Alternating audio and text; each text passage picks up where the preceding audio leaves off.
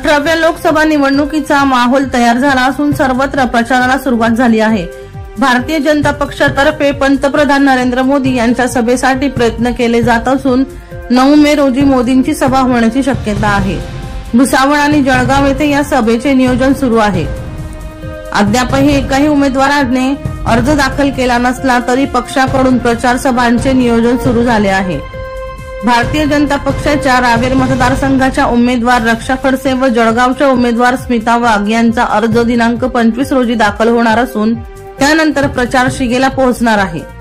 जळगाव लोकसभा मतदारसंघात भाजप विरुद्ध शिवसेना उभाटा असा संघर्ष होणार असून रावेरमध्ये भाजप विरुद्ध राष्ट्रवादी शरद पवार गट असा सामना रंगणार आहे।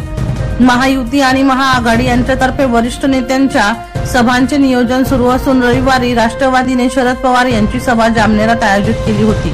भाजप मंत्री गिरीश महाजन यांच्या जामनेरात या सभेला चांगला प्रतिसाद लाभला।